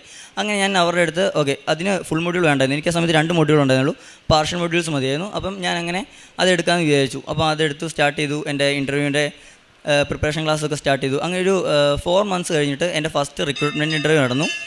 അപ്പം റിക്രൂട്ട്മെൻറ്റ് ഇൻ്റർവ്യൂ എന്ന് പറയുമ്പോൾ എനിക്കറിയത്തില്ല, എൻ്റെ മനസ്സിൽ ഞാൻ വിചാരിച്ചുകൊണ്ടിരിക്കുന്നത് അതൊരു മലയാളി മാം ആയിരിക്കുന്ന, എനിക്ക് എങ്ങനെ അങ്ങനെ ഒരു ചിന്ത വന്നതെന്നും എനിക്കറിയത്തില്ല. ഒരു മലയാളി മാം ആയിരിക്കും എന്തായാലും ഇൻ്റർവ്യൂ ചെയ്യുന്നത്. ഭയങ്കര ടെൻഷനായിരുന്നു. എനിക്ക് ഉച്ചയ്ക്ക് 1 മണിക്കാണ് ഞാൻ സൂം മീറ്റിംഗ് ജോയിൻ ആയത്. പക്ഷേ എൻ്റെ ഇൻ്റർവ്യൂ സ്റ്റാർട്ട് ചെയ്തത് 5 o'clock-നായിരുന്നു. അപ്പോൾ അതുവരെ ഫുഡ് കഴിച്ചില്ല, ഭയങ്കര ടെൻഷൻ അടിച്ചിരിക്കുമായിരുന്നു. അപ്പം ഞാൻ അത്ര നാൾ വെയിറ്റ് ചെയ്യുമായിരുന്നു. അങ്ങനെ എനിക്ക് ഇൻ്റർവ്യൂ സ്റ്റാർട്ട് ചെയ്തപ്പോൾ ഒരു ജർമ്മൻ മാം വന്നു. മാം ഇത്തിരി ദേഷ്യത്തിരുന്നു. എനിക്കതിൽ ഇത്ര നേരം ഇൻ്റർവ്യൂ ഒക്കെ സ്ട്രെസ്ഡ് ആയതുകൊണ്ടായിരിക്കും തോന്നുന്നു. മാമിനോട് പറഞ്ഞു ഇതൊരു ഇൻ്റർവ്യൂ ഒന്നുമല്ല, ജസ്റ്റ് ഒരു അസസ്മെൻറ്റ് ക്ലാസ് മാത്രമാണ്, അറിയാമെന്ന് പറഞ്ഞിട്ട് പോയാൽ മതി എന്ന് പറഞ്ഞു. ഇച്ചിരി ദേഷ്യത്തിൽ തന്നെ പറഞ്ഞു. അപ്പോൾ എനിക്ക് ഭയങ്കര ടെൻഷൻ, എനിക്കറിയത്തില്ല എങ്ങനെ അത് ഹാൻഡിൽ ചെയ്യണം. എനിക്ക് ഭയങ്കര ഫിയറുള്ള ഒരാളാണ്. അപ്പോൾ അങ്ങനെ മാം എന്നോട് ഇങ്ങനെ പറഞ്ഞപ്പോൾ ഓക്കെ, എന്നിട്ട് എൻ്റെ ഇൻട്രൊഡക്ഷൻ ചോദിക്കാൻ പറഞ്ഞു. ഞാൻ ഇൻട്രൊഡക്ഷൻ പറഞ്ഞു. അങ്ങനെ ഒരു കുഴപ്പമില്ലാണ്ട് അത് പോയി. അങ്ങനെ ലാസ്റ്റ് ക്വസ്റ്റൻ ആയപ്പം മാം എന്നോട് ചോദിച്ചു നീ ഏതാ ലെവൽ എന്ന് ചോദിച്ചു. എനിക്ക് ആ സമയത്ത് അറിയത്തില്ല, എനിക്ക് ആ ലെവൽ ഏതാണെന്ന് എനിക്ക് പറയാൻ ഒട്ടും പറ്റുന്നില്ല. എനിക്ക് ക്വസ്റ്റ്യൻ ഒട്ടും ക്ലിയർ ആവുന്നില്ല. അപ്പോൾ ഞാൻ മാമിനോട് ചോദിച്ചു മാം ഒന്നും കൂടെ ക്വസ്റ്റ്യൻ പറയുമെന്ന് പറഞ്ഞു. അപ്പോൾ മാമിനോട് ഒന്നും കൂടെ പറഞ്ഞപ്പോൾ എനിക്ക് അതായത് ലാംഗ്വേജ് എന്ന് പറയുന്നത് മനസ്സിലായി. ലാംഗ്വേജ് ആ സെൻറ്റൻസിൽ ലാംഗ്വേജ് ഉണ്ടെന്ന് എനിക്ക് മനസ്സിലായി. അപ്പോൾ ഞാൻ ലാംഗ്വേജ് ഞാൻ പറഞ്ഞു ഞാൻ ഇങ്ങനെ B2 ലെവലാണ്, ഞാൻ ഇന്ന സ്ഥലത്താണ് ഗ്രാജുവേറ്റ് ഇങ്ങനെ പഠിച്ചിറങ്ങിയത്, അപ്പം ഇത്ര മൊഡ്യൂൾസ് ഉണ്ടെന്നൊക്കെ പറഞ്ഞു. ലെവൽ ഞാൻ ഓൾറെഡി പറഞ്ഞു, B2 ലെവലാണെന്ന് ഞാൻ പറഞ്ഞു. അപ്പം മാം വീണ്ടും ഒന്നും കൂടെ പറയുക, ഞാൻ ഇംഗ്ലീഷ് പറയുക, ഞാൻ ചോദിച്ചത് നിൻ്റെ ലെവൽ ഏതാണെന്ന് ചോദിച്ചു പറഞ്ഞു. ഞാൻ ഓൾറെഡി ലെവൽ ഏതാണെന്ന് ഞാൻ B2 ലെവലാണെന്ന് ഞാൻ പറഞ്ഞു. എന്നിട്ട് മാം എന്താ മനസ്സിലാവാത്ത എനിക്കറിയത്തില്ല. അപ്പം അങ്ങനെ എന്നോട് മാം വേണ്ടിയിട്ട് നല്ല ഹാർഷായിട്ട് തന്നെ പറഞ്ഞു, ഒരു ലെവൽ ഏതാണെന്ന് ഒരു ചോദിച്ചാൽ അറിയാത്ത നിന്നെ ഞാൻ എങ്ങനെയാണ് B2 ലെവലാക്കുന്നത്, ഓക്കെ ബൈ എന്ന് പറഞ്ഞു. മാം അപ്പം തന്നെ പോയി. അപ്പം എനിക്ക് ഉറപ്പായി നോർമലായിട്ട് നമ്മൾ ആരാണെങ്കിലും ചിന്തിക്കുന്നത് എന്തായാലും അവിടെ തോറ്റു, അവിടെ വേറെ ഓപ്ഷൻ ഇല്ല എന്ന് പറഞ്ഞാൽ തന്നെ ഇരിക്കുന്നത്. അപ്പോൾ ഞാൻ പുറത്തിറങ്ങി അമ്മയോട് പപ്പയോട് പറഞ്ഞു ഇങ്ങനെ നടന്നേ, തോറ്റു, എന്തായാലും ഇത് കിട്ടത്തില്ല. ഇത്രയും എൻ്റെ ഒരു 4-5 months ആയിട്ട് ഞാൻ ഇതിൻ്റെ തന്നെ പ്രിപ്പറേഷൻ ക്ലാസ്സിൽ ജോയിൻ ചെയ്തുകൊണ്ടിരിക്കുക. എന്നിട്ട് അവസാനത്തെ ഒരു സംഭവമാണിത്. അപ്പം എന്തായാലും കിട്ടത്തില്ല, ഉറപ്പിച്ചു എന്ന് വേറെ രീതിയിലായി. അപ്പോൾ അമ്മ പറഞ്ഞു തോറ്റെന്ന് എന്നോട് പറഞ്ഞോന്ന് ചോദിച്ചു. ഞാൻ പറഞ്ഞു ഇല്ല തോറ്റെന്ന് പറഞ്ഞില്ല, പക്ഷേ ഉറപ്പാണ് എന്നോട് പറഞ്ഞു B2 ലെവൽ ഇല്ലയെന്ന് പറഞ്ഞു. ഇനി അവിടെ ഒരു ഓപ്ഷൻ ഇല്ലെന്ന് ഞാൻ പറഞ്ഞു. അപ്പോൾ അമ്മ പറഞ്ഞു മാതാവ് നോക്കിയോളൂ, നീ ഒന്നും കൊണ്ട് പേടിക്കേണ്ടതെന്ന് പറഞ്ഞു. അങ്ങനെ ഞാൻ മാതാവിനോട് പ്രാർത്ഥിച്ചു തുടങ്ങി. അപ്പോഴായിരുന്നു ഇവിടെ റാലി, കൃപാസന റാലി ഉണ്ടായിരുന്നത്. അപ്പോൾ ഞാൻ റാലി വന്ന് കൂടിയായിരുന്നു. റാലി കൂടിയിട്ട് തിരിച്ചു പോകുന്ന വഴിക്ക് എനിക്കൊരു മീറ്റിംഗ് വെച്ചു. അതിനകത്ത് പറഞ്ഞു ഞാൻ ഇൻ്റർവ്യൂ ജയിച്ചെന്ന്. എനിക്കറിയത്തില്ല അത് എങ്ങനെ ഇൻ്റർവ്യൂ ഞാൻ ജയിച്ചെന്ന്. കാരണം എന്നോട് മാം ഡയറക്റ്റായിട്ട് പറഞ്ഞു നീ B2 ലെവലല്ല, പിന്നെ എങ്ങനെ നിനക്ക് കിട്ടുന്നത് എന്നോട് ചോദിച്ചു. അപ്പം എനിക്ക് ഉറപ്പായിരുന്നു കിട്ടത്തില്ല. പക്ഷേ ഞാൻ തിരിച്ച് റാലിയിൽ പോയിട്ട്, ഇവിടുത്തെ അമ്മ മാതാവിൻ്റെ റാലിയിൽ പോയിട്ട് തിരിച്ചു പോകുന്ന വഴിക്ക് എന്നോട് ഇൻ്റർവ്യൂ എന്ന് പറഞ്ഞു, നീ സെലക്റ്റഡ് ആയിട്ടെന്ന് പറഞ്ഞു. അപ്പോൾ എനിക്ക് ഭയങ്കര സന്തോഷമായി. എനിക്കത് എങ്ങനെയാണ് പറയേണ്ടതെന്ന് പോലും അറിയത്തില്ല. കാരണം ഞാൻ പൂർണ്ണമായിട്ട് വിശ്വസിച്ച് ഞാൻ അവിടെ തോറ്റെന്ന്. എനിക്കവിടെ ജയിക്കുന്നത് ഞാൻ ഒട്ടും പ്രതീക്ഷിച്ചില്ല. പക്ഷേ അവിടെ എന്നെ അമ്മ മാതാവ് ഉയർത്തി എന്നെ അവിടെ ജയിപ്പിച്ചു. അപ്പം എൻ്റെ മനസ്സിൽ ഓക്കെ ഇത്രയേ ഉള്ളൂ. ഇനിയിപ്പം ഒരു മെയിൻ ഇൻ്റർവ്യൂ കൂടെ ഉണ്ടായിരുന്നു. പക്ഷേ അത് ഞങ്ങളോട് സാറ് പറഞ്ഞു അത് ഈസി ആയിരിക്കും, പേടിക്കേണ്ട ആവശ്യമില്ല. ഇപ്പം നടന്ന റിക്രൂട്ട്മെൻറ്റ് ഇൻ്റർവ്യൂ ആണ് ഇച്ചിരി കൂടെ ടഫ്, മെയിൻ ഇൻ്റർവ്യൂ ഈസി ആയിരിക്കും എന്ന് പറഞ്ഞു. അങ്ങനെ മെയിൻ ഇൻ്റർവ്യൂ ഓൺലൈനായിരുന്നു. ഫസ്റ്റ് ഇൻ്റർവ്യൂ സ്റ്റാർട്ട് ചെയ്തു. എന്നോട് ചോദിച്ച ചോദ്യത്തിന് ആദ്യത്തെ 1-2 ഉത്തരം പറഞ്ഞു. പക്ഷേ മൂന്നാമത് ചോദിച്ച ക്വസ്റ്റ്യൻ ഞാൻ പ്രോപ്പറായിട്ട് കേട്ടില്ല. അപ്പം ഞാൻ പറഞ്ഞ ആൻസർ വേറൊരു ക്വസ്റ്റ്യൻ ആൻസറാണ് ഞാൻ പറഞ്ഞത്. അപ്പോൾ എന്നോട് പറഞ്ഞു ഓക്കെ ബൈ എന്ന് പറഞ്ഞു. അപ്പോൾ അതുകഴിഞ്ഞിട്ട് ഞാൻ മാമിനെ വിളിച്ച് പറഞ്ഞു എടാ നീ തോറ്റു, കാരണം നീ ആൻസർ ക്ലിയർ ആയിട്ടല്ല പറഞ്ഞതെന്ന് സാറ് പറഞ്ഞെന്ന് പറഞ്ഞു. സത്യം പറഞ്ഞാൽ അതുവരെ ഞാൻ ഉടമ്പടി എടുത്തതെന്ന് വെച്ചാൽ എൻ്റെ ആവശ്യത്തിന് വേണ്ടിയായിരുന്നു. അന്ന് ഞാൻ മാതാവിനോട് ഞാൻ പ്രാർത്ഥിച്ചു, മാതാവേ ഇനി എനിക്ക് എന്താണെങ്കിലും കുഴപ്പമില്ല, നീ ഞാൻ ഇത്ര ഉയർത്തി, എനിക്കൊരു കുഴപ്പമില്ല, നീ എപ്പോഴാണ് എനിക്ക് തരേണ്ടതെന്ന് നീ നിശ്ചയിച്ചാൽ മതി, നീ തരുമ്പോഴേ ഞാൻ ഇനി സ്വീകരിക്കത്തുള്ളൂ എന്ന് പറഞ്ഞു. ഒരു 2 മിനിറ്റ് പോലും ആയില്ല, എന്നെ അപ്പോഴേ മാം തിരിച്ച് വിളിച്ച് പറഞ്ഞു എടാ നിനക്ക് ഒരു ഇൻ്റർവ്യൂ കൂടെ അവർ പറഞ്ഞിട്ടുണ്ട്, ഒരു ഇൻ്റർവ്യൂ കൂടെ ഷെഡ്യൂൾ ചെയ്ത് തന്നിട്ടുണ്ടെന്ന് പറഞ്ഞു.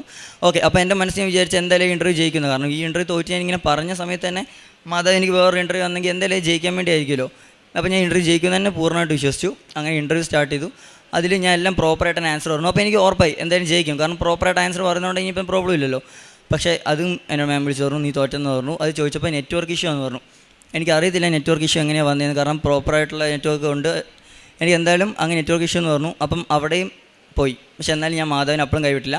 എനിക്ക് കുഴപ്പമില്ല, നീ എത്ര നാളിനെ പരീക്ഷിച്ചാലും കുഴപ്പമില്ല, ഞാൻ നിൽക്കും, ഞാൻ എന്തായാലും ഈ കൃപാസനം ലൈഫ് ലോങ് ആയിട്ട് എടുക്കുന്നത്, ഞാൻ ഇനി ഒരിക്കലും വിട്ടു പോകത്തില്ല എന്ന് ഞാൻ പ്രാർത്ഥിച്ചു. അങ്ങനെ ഇരിക്കുമ്പോൾ വൈകുന്നേരം മാമിനെ വിളിച്ചു, എടാ ഒരു ഇൻ്റർവ്യൂ കൂടെ ഉണ്ട്. പക്ഷേ ഇത്ര നാൾ നടന്ന ഇൻ്റർവ്യൂ 2 ഇൻ്റർവ്യൂ എന്ന് വെച്ചാൽ അത് ഓൺലൈൻ ഇൻ്റർവ്യൂ ആയിരുന്നു.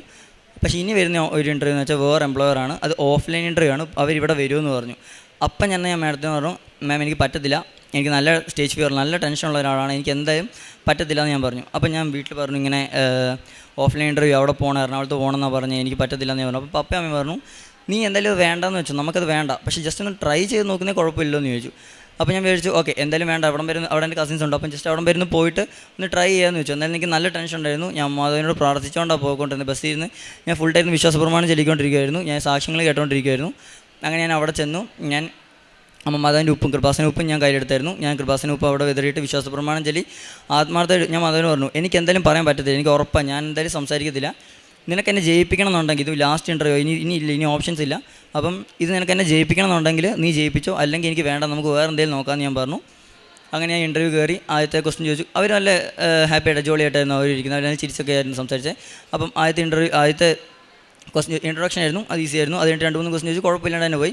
അത് കഴിഞ്ഞിട്ട് എന്നോട് ക്വസ്റ്റ്യൻ ചോദിച്ചു. അതിൻ്റെ ആൻസർ ഞാൻ പറഞ്ഞുകൊണ്ടിരിക്കുന്നത് ഇടയ്ക്ക് വെച്ച് സ്റ്റക്കായി. എനിക്കറിയത്തില്ല, ഞാൻ ഓൾറെഡി നേരത്തെ പ്രിപ്പയർ ചെയ്യണമെന്നാണ്, പക്ഷേ ഇടയ്ക്ക് വെച്ചിട്ട് എനിക്കൊന്നും പറയാൻ പറ്റുന്നില്ല. അങ്ങനെ ആൻസർ സത്യമായിട്ട് ഫുള്ളായിട്ട് മറന്നുപോയി. എനിക്ക് എന്താ ചെയ്യേണ്ടതെന്ന് അറിയത്തില്ല. ഞാൻ അങ്ങനെ സ്റ്റക്കായിട്ടിരിക്കുമ്പോൾ ഞാൻ ഇരുന്ന് മാധവനെ പ്രാർത്ഥിച്ചുകൊണ്ടിരിക്കും. മാധവനെ കൈവിട്ട് പോയെന്ന് ഞാൻ പറഞ്ഞ് ആ സെക്കൻഡിൽ എൻ്റെ എംപ്ലോയർ തന്നെ ആ ആൻസേഴ്സ് എനിക്ക് പറഞ്ഞു തരുക. എനിക്കറിയത്തില്ല എന്താണെന്ന്, ഇതുവരെ ഒരു ഇൻ്റർവ്യൂവിൽ അങ്ങനെ നടക്കുമെന്ന് എനിക്കറിയത്തില്ല. ഞങ്ങളുടെ തന്നെ മാം സാറ് തന്നെ ഞങ്ങൾക്ക് ആ എംപ്ലോയർ തന്നെ ഞങ്ങൾക്ക് ആൻസേഴ്സ് ഞാൻ നിർത്തുന്നിടത്ത് വെച്ചിട്ട് അവർ തന്നെ കണ്ടിന്യൂ ചെയ്യുക. എന്തോ അവർക്ക് എന്നെ വേണമെന്ന രീതിയിൽ അവർ തന്നെ ആൻസേഴ്സ് കണ്ടിന്യൂ ചെയ്യുക. അങ്ങനെ ആ ഇൻ്റർവ്യൂ കഴിഞ്ഞ് പുറത്തിറങ്ങിയപ്പം എനിക്ക് ഉറപ്പായിരുന്നു കിട്ടുമെന്ന്. കാരണം എൻ്റെ കഴിവും കൊണ്ടല്ല, പൂർണ്ണമായിട്ട് എൻ്റെ കഴിവും കൊണ്ടല്ല, അവിടെ ഞാനല്ല ഉത്തരം പറഞ്ഞത്. എനിക്ക് വേണ്ടി മാതാവ് തന്നെ എംപ്ലോയറിലൂടെ ഉത്തരം പറയിപ്പിച്ച എനിക്ക് പൂർണ്ണ വിശ്വാസമുണ്ട്. അങ്ങനെ ആ ഇൻ്റർവ്യൂ കഴിഞ്ഞു, എനിക്ക് കിട്ടുമെന്ന് ഉറപ്പായിരുന്നു. അങ്ങനെ ഒരാഴ്ച കഴിഞ്ഞപ്പോൾ ഇൻ്റർവ്യൂ റിസൾട്ട് വന്നു, എനിക്കത് കിട്ടി. അപ്പം എൻ്റെ ഒരു മെൻറ്റാലിറ്റി ഞാൻ വിചാരിച്ചു ഇൻ്റർവ്യൂ ആയിരിക്കും ഏറ്റവും മെയിൻ, ഇനിയിപ്പം പ്രോബ്ലം ഒന്നുമില്ല, എല്ലാം സ്മൂത്തായിട്ട് വരുമെന്ന് വിചാരിച്ചു. അതേപോലെ തന്നെ എൻ്റെ കോൺട്രാക്റ്റും ഓഫർ ലെറ്ററും എല്ലാം സ്മൂത്തായിട്ട് വന്നു, പ്രത്യേകിച്ച് ലാഗൊന്നും എടുത്തില്ല, എല്ലാം സ്പീഡിൽ തന്നെ വന്നു. അത് കഴിഞ്ഞിട്ട് ഞാൻ എൻ്റെ വിസയ്ക്ക് വെക്കുമ്പോൾ എല്ലാവരും പറഞ്ഞു 2 ആഴ്ച ബാംഗ്ലൂർ വെച്ചാൽ, അപ്പോൾ 2 ആഴ്ചക്കുള്ളിൽ എന്തായാലും വരും, പ്രോബ്ലം അല്ല എന്ന് പറഞ്ഞു.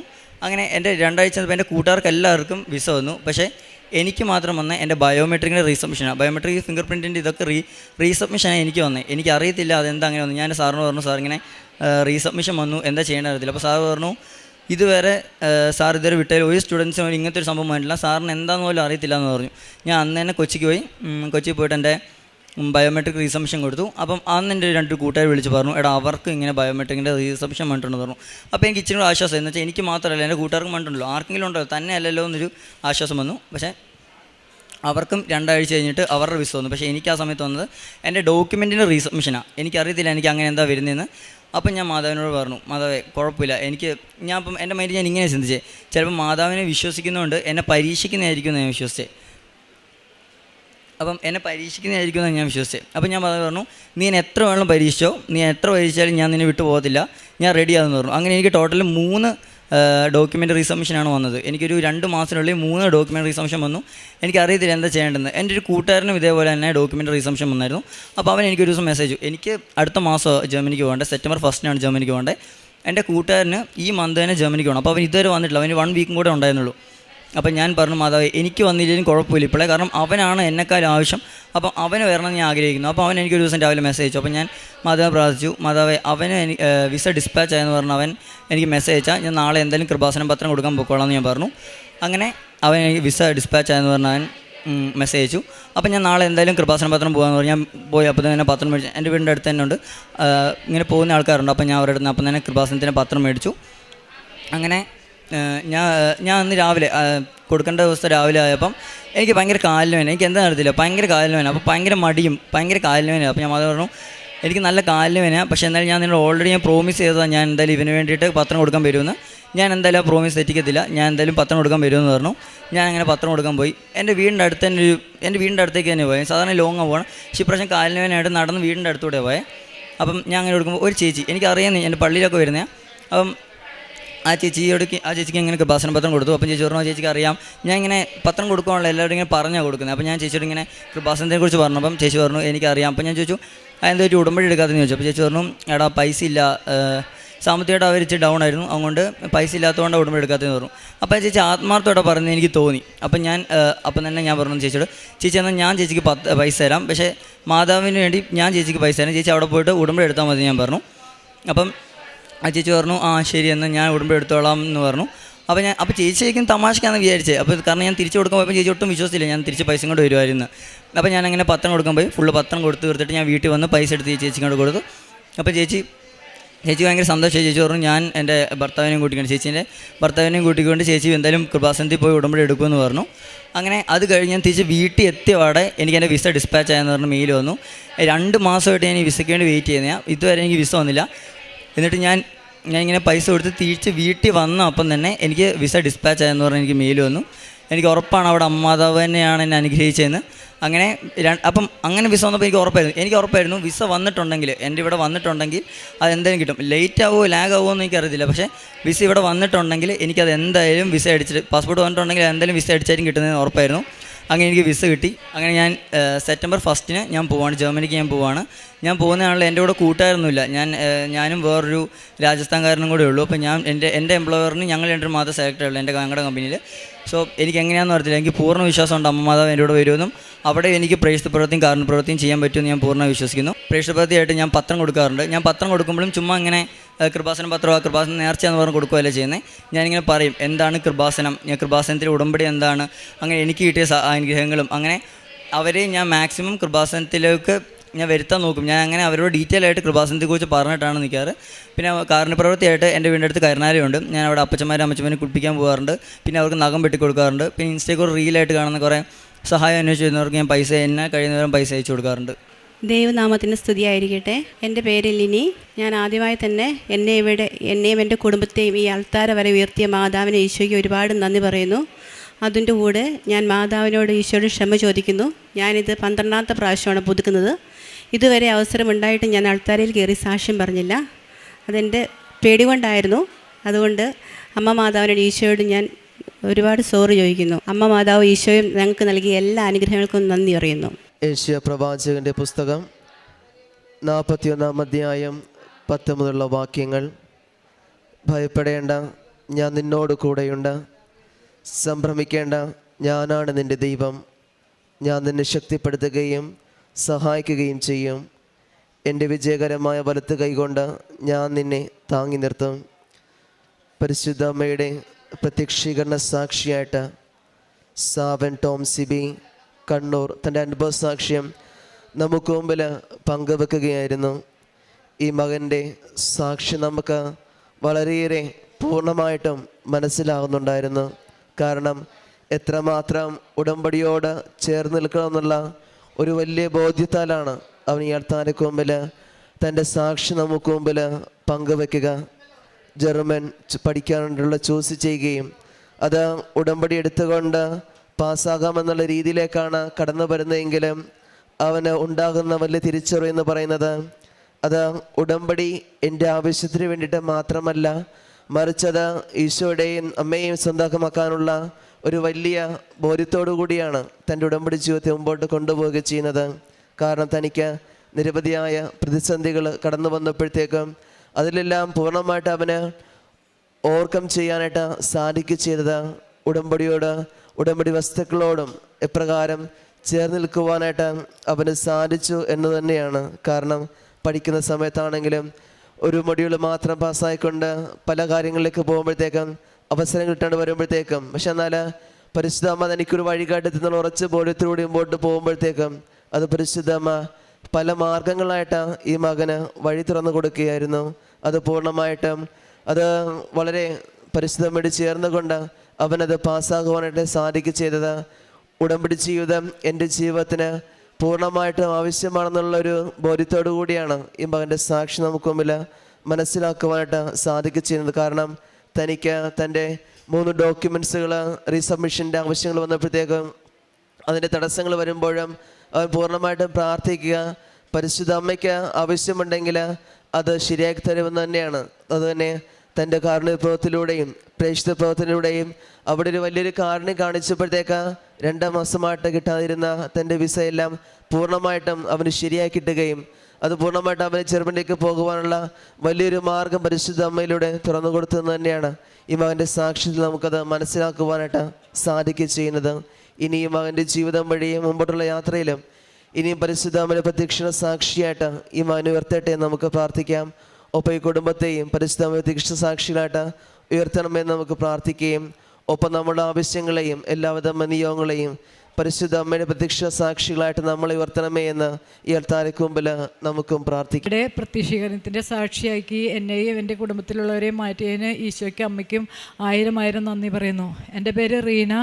ഞാൻ കാഞ്ഞൂർ സെൻറ്റ് മേരീസ് ഫൊറോന ഇടവാംഗമാണ്. എൻ്റെ മകൻ ജോൺ, എൻ്റെ മോള് ക്രിസി. ഞാൻ മാതാവിനെക്കുറിച്ച് അറിയുന്നത് പള്ളിയിൽ വരുന്ന പത്രം കൊണ്ടുവന്ന് ഞാൻ വീട്ടിൽ വെച്ച് എന്നും ഈ സാക്ഷ്യങ്ങളും അച്ഛൻ്റെ ഇതൊക്കെ എല്ലാ ദിവസവും വായിക്കാറുണ്ട്. അങ്ങനെ ഞാൻ മാതാവിനെക്കുറിച്ച് കുറേ നാളായി ഇങ്ങനെ അറിഞ്ഞ് ഞാൻ ഇരിക്കുന്നു. അത് കഴിഞ്ഞ ശേഷം എനിക്ക് മാതാവിൻ്റെ അടുത്ത് വരാനായിട്ട് സാഹചര്യം ഉണ്ടായിരുന്നില്ല. ഞാൻ എന്നാലും മാതാവിൻ്റെ അടുത്തേക്ക് വരാനുള്ള വഴിയൊക്കെ ഞാൻ ഇങ്ങനെ എഴുതി വയ്ക്കും, പുസ്തകത്തിൽ എഴുതി വയ്ക്കും. പിന്നെ ഞാൻ മാതാവിനോട് ഒത്തിരി പ്രാർത്ഥിക്കാറുണ്ട്. പിന്നെ എൻ്റെ ചേച്ചി ഉടമ്പടി എടുത്തതായിരുന്നു. അപ്പോൾ ചേച്ചിയുടെ വീട്ടിൽ പോയി ഞാൻ പ്രത്യക്ഷീകരണ പ്രാർത്ഥന പുസ്തകം അവിടെ ഇരുന്ന് തന്നെ ഞാൻ എഴുതി വീട്ടിൽ കൊണ്ടുവന്ന് രൂപത്തിൻ്റെ അവിടെ വെച്ച് ഞാൻ എന്നും പ്രാർത്ഥിക്കായിരുന്നു. 5 മണിക്ക് എഴുന്നേക്കും, 5:30 തുടങ്ങി എപ്പോഴും ഞാൻ പ്രാർത്ഥിക്കും. ആ പ്രാർത്ഥന എന്നും മുടങ്ങാണ്ട് ഞാൻ എത്തിക്കാറുണ്ട്. എൻ്റെ അസുഖത്തെക്കുറിച്ചാണ് ഇനി പറയുന്നത്. എനിക്ക് ഭയങ്കര ഒരു അസുഖമുണ്ടായിരുന്നു. എൻ്റെ മൂലക്കുരുവിൻ്റെ ഒരു അസുഖം ഉണ്ടായിരുന്നു. അതിന് വേണ്ടിയാണ് ഞാൻ ഡോക്ടറെ അടുത്ത് പോയത്. ആ ഡോക്ടർ അപ്പം മൂലക്കുരു ഓപ്പറേഷൻ വേണമെന്ന് പറഞ്ഞു. ഓപ്പറേഷൻ ചെയ്തുകൊണ്ടിരിക്കാതെ തന്നെ ഈ ഭയങ്കര ബ്ലീഡിങ്. അപ്പോൾ ഗർഭപാത്ര ചേച്ചിക്ക് വേറെ വല്ല കുഴപ്പമുണ്ടോ എന്ന് ചോദിച്ചു ഡോക്ടർ. അപ്പോൾ പറഞ്ഞു ഒന്നും തോന്നാറില്ല, ബ്ലീഡിങ് ഉണ്ടാവാറുണ്ട്. ചേച്ചിയുടെ മുടി കൊഴിയാറുണ്ടോ എന്ന് ചോദിച്ചപ്പോൾ ഞാൻ പറഞ്ഞു നല്ല കട്ടിയുള്ള മുടിയായിരുന്നു, ആ മുടിയൊക്കെ കൊഴിഞ്ഞ് തീർന്നു എന്ന് പറഞ്ഞു. അപ്പോൾ ഡോക്ടർ പിന്നെ ടെസ്റ്റ് ചെയ്തപ്പോൾ HB4, ഗർഭപാത്രത്തിൽ നിറച്ച് മുഴകളും ഗ്രോത്ത് ഫ്ലൂയിഡ് അങ്ങനെ കുറേ രോഗങ്ങൾ. അപ്പോൾ ഡോക്ടർ പറഞ്ഞു, ഇത് ഭയങ്കര രോഗങ്ങളാണല്ലോ, ഇതെന്താ ഇത്രയും നാളും പറയാണ്ടിരുന്നത്, ഈ ബ്ലീഡിങ്ങൊക്കെ ഇങ്ങനെ വെച്ചുകൊണ്ടിരുന്നത് എന്തിനാ എന്നൊക്കെ ചോദിച്ച് കുറേ ഇങ്ങനെ ദേഷ്യപ്പെട്ടു. പിന്നെ വിഷമമായി. ഞാൻ ഇങ്ങനെ പറഞ്ഞത് ഇങ്ങനെ ഭയങ്കര രോഗമാണ്, ഇനി നമുക്ക് ടെസ്റ്റ് ചെയ്യാമെന്ന് പറഞ്ഞു. അങ്ങനെ എൻ്റെ മൂലക്കുരുവിൻ്റെ അസുഖം മാറാനായിട്ട് അവർ നിന്നു. മൂലക്കുരുവിൻ്റെ ഓപ്പറേഷൻ കഴിഞ്ഞതിന് ശേഷം പിന്നെ ഞാനും ചേട്ടനും കൂടി ആശുപത്രി പോയി ചെന്ന് ഇങ്ങനെ ടെസ്റ്റ് ചെയ്തു. അപ്പോൾ അത് ക്യാൻസറിൻ്റെ ടെസ്റ്റായിരുന്നു. ആ ക്യാൻസറിൻ്റെ ടെസ്റ്റാണെന്ന് ഡോക്ടർ എന്നോട് പറഞ്ഞു കഴിഞ്ഞപ്പോൾ തുടങ്ങി ഇങ്ങനെ ഭയങ്കര വിഷമത്തിൽ, ഇങ്ങനെ വീട് മുഴുവൻ ഭയങ്കര വിഷമായി.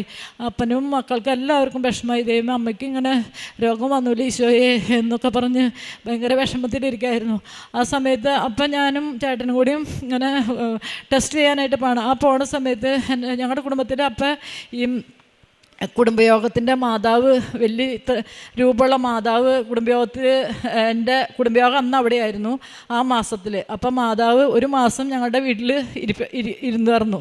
ആ സമയത്താണ് ഞാനും ചേട്ടനും കൂടിയും ഇങ്ങനെ ടെസ്റ്റിന് പോയി. അപ്പം ഞാൻ മാതാവിനോട് പോണേക്കാൾ മുമ്പ് എൻ്റെ മോൻ പറഞ്ഞു, അമ്മ ശരിക്കും മാതാവിനോട് പ്രാർത്ഥിച്ചുകൊണ്ട് എന്ന് പറഞ്ഞു. അതിന് ഞാൻ മാതാവിനോട് പറഞ്ഞു, മാതാവേ, ഞങ്ങളിങ്ങനെ ആശുപത്രി ഞാനിങ്ങനെ ആശുപത്രി പോകുമ്പോൾ എൻ്റെ 2 അമ്മമാരും കൂടെ വരാറുണ്ട്. ഇത് ഗർഭപാത്രം എന്നൊക്കെ ടെസ്റ്റ് ചെയ്യാൻ നോക്കാൻ പോണതാണ്. അപ്പോൾ അമ്മ കൂടെ വരണം കേട്ടോ, കൂടെ വരില്ലേ എന്ന് ചോദിച്ചു. അങ്ങനെയും പറഞ്ഞ് ഞാൻ ഉമ്മ കൊടുത്താണ് പോയി അവിടെ ചെന്ന് ഇങ്ങനെ ആദ്യം ടെസ്റ്റ് ചെയ്ത് കഴിഞ്ഞപ്പോൾ ഒന്നും കിട്ടണില്ല. അത് കഴിഞ്ഞ് രണ്ടാമത് ടെസ്റ്റിന് ആരംഭിച്ചു. ടെസ്റ്റ് ചെയ്യാനായിട്ട് വേറെ ഡോക്ടർമാരെ വിളിച്ചു.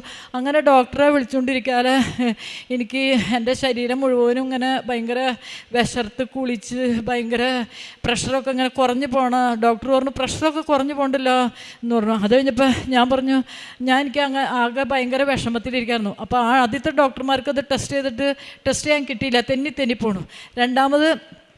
രണ്ടാമത്തെ ഒരു നല്ല പൊക്കുള്ളൊരു ഡോക്ടർ വന്ന് ടെസ്റ്റ് ചെയ്യാൻ വന്നപ്പോഴാണ് എനിക്കിങ്ങനെ ഭയങ്കര അസ്വസ്ഥതകൾ വന്നത്. അപ്പോൾ ഡോക്ടർ, എന്താണോ ഈ കൊച്ചിന് ഭയങ്കര അസ്വസ്ഥതകളാണല്ലോ വന്നത്, ഇങ്ങനെ പ്രഷർ കുറഞ്ഞു പോയോ എന്ന് പറഞ്ഞു. പിന്നെ 2-3 ഡോക്ടർമാരൊന്ന് എല്ലാം ഇങ്ങനെ ചെക്ക് ചെയ്തുകൊണ്ടിരിക്കുക. എൻ്റെ കണ്ണ് മുഴുവൻ നിറഞ്ഞിങ്ങനെ ഒഴുകാണ്. പിന്നെ അപ്പോൾ ഡോക്ടർ പറഞ്ഞു, ഞാനിത് ടെസ്റ്റ് ചെയ്യാനായിട്ട് എടുക്കാം കേട്ടോ, ഇച്ചിരി വേദനിക്കുമെന്ന് പറഞ്ഞു. അപ്പോൾ ഡോക്ടർ ചോദിച്ചു, എന്നോട് ഇങ്ങനെ വർത്താനം പറയണം, ചേച്ചിക്ക് പ്രസവമായിരുന്നോ അതേ സിസേറിയനാണോ? അപ്പം ഞാൻ പറഞ്ഞു, പ്രസവമായിരുന്നു. അപ്പോൾ പിന്നെ ഇനി വേദനയൊന്നും ഉണ്ടാവില്ല കേട്ടോ, വിഷമിക്കണ്ട കേട്ടോ എന്നൊക്കെ പറഞ്ഞ് വർത്താനൊക്കെ പറഞ്ഞ് ടെസ്റ്റിന് എടുത്തപ്പോൾ എനിക്കൊരു വേദന പോലും ഉണ്ടായില്ല. പക്ഷേ ആ ടെസ്റ്റിന് നല്ല വേദന എടുക്കുന്ന ടെസ്റ്റായിരുന്നു. ഞാനിങ്ങനെ അപ്പോൾ ടെസ്റ്റിന് എടുക്കുകയാണ്. ആ സമയത്ത് ഈ ഡോക്ടർ വന്നപ്പോൾ തന്നെ എൻ്റെ മാതാവ് എൻ്റെ ഈ വലതുവശത്ത് വന്ന് നിന്നു. വലതുവശത്ത് നിന്ന് ആ ഗർഭപാത്രത്തിൻ്റെ അടുത്തേക്ക് ഇങ്ങനെ സൂൺ ചെയ്ത് നോക്കണത് ഞാൻ കണ്ടു. ഞാൻ മാതാവേന്ന് പറഞ്ഞ് ഇങ്ങനെ ഞാൻ തല വെട്ടിച്ചിങ്ങനെ നോക്കി പിന്നെ എനിക്ക് എൻ്റെ കണ്ണീന്നൊക്കെ കണ്ണീര് ഇങ്ങനെ കുറേ ഇങ്ങനെ ഒഴുകണം. അപ്പോൾ ചേച്ചി എന്തിനാ കരയണേന്ന് വെച്ചു. അപ്പോൾ വേദന എടുക്കണമെന്ന് വെച്ചാൽ വേദന എടുക്കണമെന്ന് പറഞ്ഞു. അത് കഴിഞ്ഞ് ആ ഡോക്ടർ എന്നോട് പറഞ്ഞു, അമ്മ വന്നു അല്ലേ എന്ന് ചോദിച്ചു. അപ്പോൾ ഞാൻ പറഞ്ഞു, അതെ അമ്മ വന്നു എന്ന് പറഞ്ഞു. അപ്പോൾ ഇനി ചേച്ചി വിഷമിക്കൊന്നും വേണ്ട, ചേച്ചിക്ക് ഒരു രോഗങ്ങളൊന്നും ഉണ്ടാവില്ല കേട്ടോ എന്നും പറഞ്ഞ് കൈത്തട്ടി ചേച്ചി സമാധാനിച്ച് വീട്ടിൽ പോയിക്കോ എന്നും പറഞ്ഞ് ഞങ്ങൾ അന്ന് സമാധാനം ഇങ്ങനെ വന്നു. അത് കഴിഞ്ഞ് 2 ആഴ്ച വന്നു കഴിഞ്ഞപ്പോൾ റിസൾട്ട് അറിയാനായിട്ട് ചെല്ലാൻ പറഞ്ഞു. അപ്പോൾ ഞങ്ങൾ വിളിച്ച് ചോദിക്കാൻ ആദ്യം ഡോക്ടർ പറഞ്ഞു, വിളിച്ച് ചോദിച്ചു. അത് കഴിഞ്ഞപ്പോൾ പറഞ്ഞു, ഡോക്ടർ പറഞ്ഞു ആളെയും കൊണ്ട് വന്നാലേ പറയുള്ളൂ എന്ന് പറഞ്ഞു. അപ്പോഴേക്കും പേടിയായി, ഇനി ദൈവമേ ഇനി വേറെ രോഗങ്ങളൊക്കെ ആയിരിക്കും എന്നും പറഞ്ഞ് പേടിച്ചു. ഞാനും ചേട്ടനും കൂടിയും പിറ്റേ ദിവസം തന്നെ രാവിലെ പോയി. അപ്പോൾ അവിടെ ചെന്നപ്പോൾ ഡോക്ടർ പറഞ്ഞു, ചേച്ചിക്ക് യാതൊരു കുഴപ്പമില്ല കേട്ടോ, ടെൻഷനൊന്നും അടിക്കണ്ട, വിഷമിക്കണ്ട, എന്തോ വേറെ എന്തോ ഹോർമോണിൻ്റെ എന്തോ ഇതും കൊണ്ട് വന്നേക്കുന്നതാണ്, ചേച്ചി പേടിക്കണ്ട കേട്ടോ എന്ന് പറഞ്ഞു. അങ്ങനെ ആ രോഗത്തിൽ നിന്ന് എനിക്ക് ഈശോ പൂർണ്ണ സൗഖ്യം നൽകി. പിന്നെ രണ്ടാമതായിട്ട് ഞങ്ങളുടെ വീടിൻ്റെ അടുത്തുനിന്ന് ഞങ്ങൾ വിറക് കൊണ്ടുവരായിരുന്നു. വിറക് കൊണ്ടുവരുന്ന സമയത്ത് ഈ തെങ്ങിൻ്റെ മുട്ടിയായിരുന്നു കൊണ്ടുവന്നത്. അപ്പോൾ ഈ മുട്ടി ഇങ്ങനെ അതിൻ്റെ ഉള്ളിൽ പൂപ്പലൊക്കെ പിടിച്ച് അതിൻ്റെ ഉള്ളിൽ നിന്നാണോ എവിടെ നിന്നോ ഒരു മൂർഖൻ ഞങ്ങൾ മുട്ടിത്തടി, വലിയ മുട്ടിത്തടി ഇങ്ങനെ നെഞ്ചത്ത് വെച്ച് കൊണ്ടുവന്നത്, ഇങ്ങനെ അവർ കീറിയിട്ട ഇത്.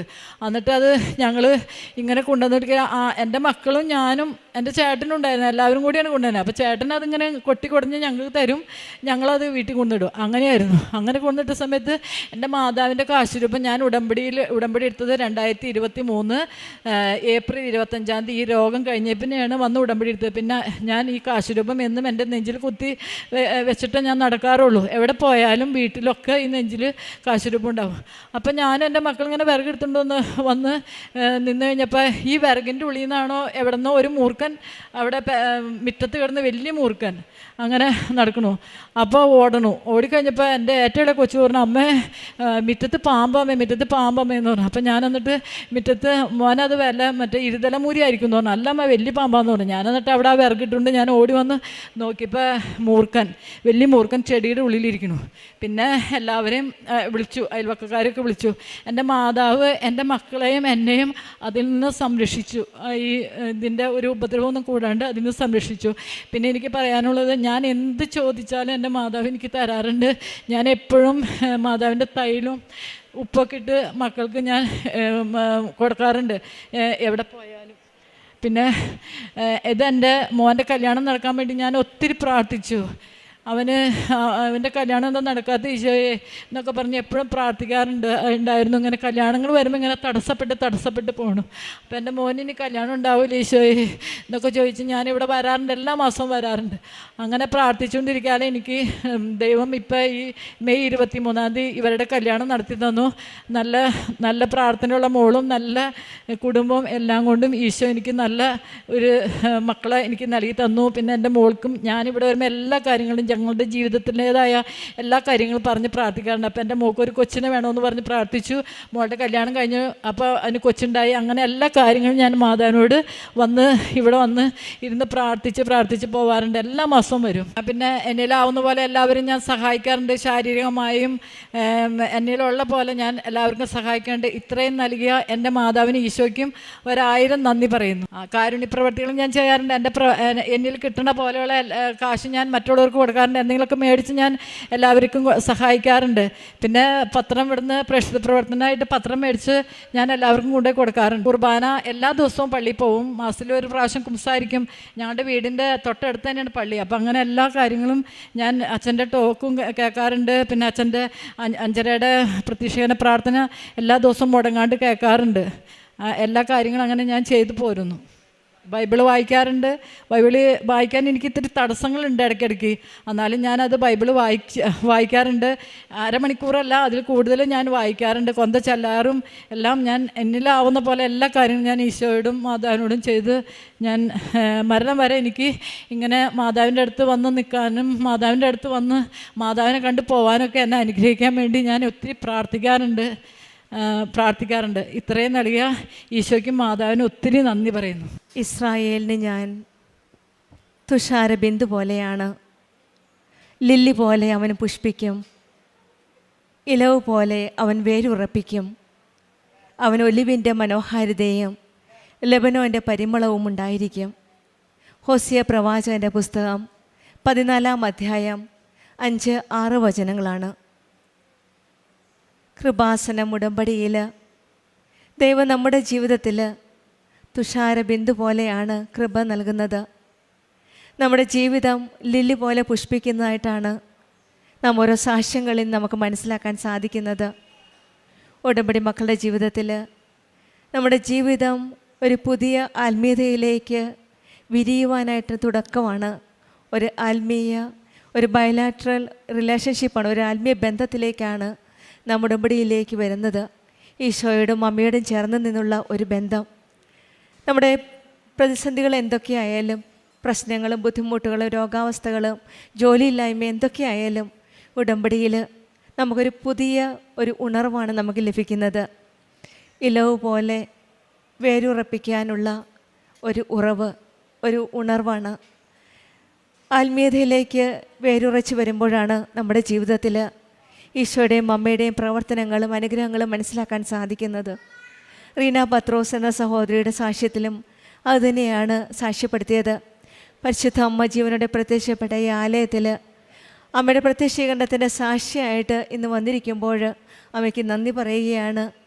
വർഷങ്ങളായിട്ടുണ്ടായിരുന്ന പൈൽസിൻ്റെ അസുഖമാണ് ഉടമ്പടിയിൽ പരിശുദ്ധ അമ്മ കൃപാസനം അമ്മയോട് പ്രാർത്ഥിച്ചതിൻ്റെ ഫലമായിട്ട് എല്ലാം ഒരു കുഴപ്പവുമില്ലാതെ സൗഖ്യപ്പെടുത്തി കൊടുത്തത്. പിന്നീട് പാമ്പിൽ നിന്നും സംരക്ഷണവുമെല്ലാം ഉടമ്പടി മക്കളുടെ ജീവിതത്തിൽ ഈശോയുടെ അമ്മയോട് ചേർന്ന് നിൽക്കുമ്പോൾ ആ സംരക്ഷണവും സ്നേഹവും കരുതലും ഒക്കെ നമുക്ക് അനുഭവിക്കാൻ സാധിക്കും. അതുപോലെ തന്നെയാണ് മകൻ്റെ വിവാഹം. വർഷങ്ങളായിട്ട് ഈ അമ്മ പ്രാർത്ഥിക്കുകയായിരുന്നു മകനൊരു നല്ല ഒരു പങ്കാളി, ജീവിത പങ്കാളിക്ക് ലഭിക്കുവാനായിട്ട്. അതുപോലെ തന്നെയാണ് മെയ് 23 പരിശുദ്ധ അമ്മയുടെ മധ്യസ്ഥതയിൽ ഈശോയുടെ അനുഗ്രഹത്താൽ ഈ മക്കൾ ഇന്ന് പ്രത്യക്ഷീകരണത്തിൻ്റെ സാക്ഷിയായിട്ട് അമ്മയ്ക്ക് നന്ദി പറയാനായിട്ട് അമ്മയുടെ സന്നിധിയിൽ വന്നിരിക്കുന്നത്. ഈശോയുടെ അമ്മയോടും ചേർന്ന് നിൽക്കുമ്പോൾ നമ്മുടെ ജീവിതത്തിൽ കൃപകളും അനുഗ്രഹങ്ങളും വർഷിക്കുന്നതായിട്ട് നമുക്ക് മനസ്സിലാക്കാൻ സാധിക്കും. ഉടമ്പടിയിൽ ദൈവത്തിൽ വേരുറപ്പിക്കുമ്പോൾ പ്രശ്നങ്ങൾക്കിടയിലും നിലനിൽക്കുവാനുള്ള ശക്തിയും ധൈര്യവുമാണ് നമുക്ക് ലഭിക്കുന്നത്. ഉടമ്പടിയിൽ ദൈവ സാന്നിധ്യം നമുക്ക് ഉറപ്പുണ്ട്. നമുക്കും ഉടമ്പടിയിലൂടെ ദൈവകൃപ ലഭിക്കുന്നു എന്നുള്ള വിശ്വാസത്തോടെ, കൂടുതൽ തീഷ്ണതയോടെ, ആത്മാർത്ഥതയോടെ നമ്മുടെ ഉടമ്പടി ജീവിതം മുന്നോട്ട് നയിക്കാം. റീന പത്രോസിനും കുടുംബത്തിൽ ലഭിച്ച എല്ലാ അനുഗ്രഹങ്ങൾക്കും, പ്രത്യേകിച്ചും രോഗസൗഖ്യത്തിനും മകന് ലഭിച്ച ജീവിത പങ്കാളിക്കും മറ്റെല്ലാ അനുഗ്രഹങ്ങൾക്കും ആ ഉടമ്പടിയിലുള്ള ഒരു പുതിയ ജീവിതത്തിന് വേണ്ടിയിട്ടും എല്ലാം നൽകിയ ഈശോയ്ക്കും അമ്മയ്ക്കും നന്ദി പറഞ്ഞുകൊണ്ട് നമുക്ക് കരങ്ങളടിച്ച് ദൈവത്തെ മഹത്വപ്പെടുത്താം. യേശുവേ നന്ദി, യേശുവേ സ്തുതി, ആവേ മരിയ.